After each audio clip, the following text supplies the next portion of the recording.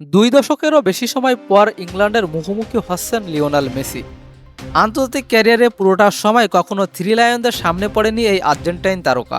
অথচ আন্তর্জাতিক ক্যারিয়ারের দ্বিতীয় ম্যাচে ইংল্যান্ডের সঙ্গে দেখা হতে পারত মেসির। ২০০৫ সালে আগস্টের হাঙ্গেরির বিপক্ষে এক প্রীতি ম্যাচে তার জাতীয় দলের অভিষেক হয়। এরপর নভেম্বরে সুইজারল্যান্ডের জেনেভায় ইংল্যান্ড ও আর্জেন্টিনা একটি প্রীতি ম্যাচ খেলতে নেমেছিল, কিন্তু মেসি সেই দলে ছিলেন না। কারণ ছিল লাল কার্ড নিষেধাজ্ঞা। হাঙ্গেরির বিপক্ষে বদলি নামায় ৪৩ সেকেন্ড পরেই প্রতিপক্ষ খেলোয়াড়কে কেনুয়ের গুঁতো দিয়ে মাঠ ছাড়েন তিনি।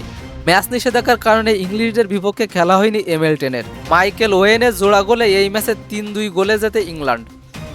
অবশেষে ২১ বছর পর প্রথমবারের মতো থ্রি লায়নদের বিপক্ষে খেলতে নামছেন লিওনেল মেসি। তার ক্যারিয়ারে এটি তৃতীয় বিশ্বকাপের সেমিফাইনাল হতে যাচ্ছে।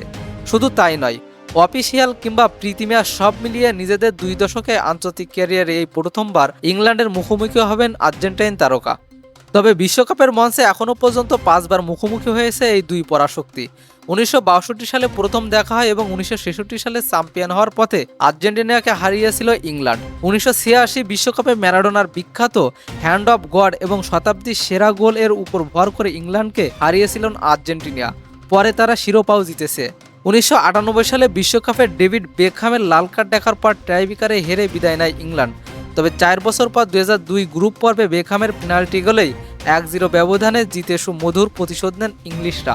তবে ২০০৫ সালের পর এখনও পর্যন্ত আন্তর্জাতিক ফুটবলে এই দুই দল আর মুখোমুখি হননি।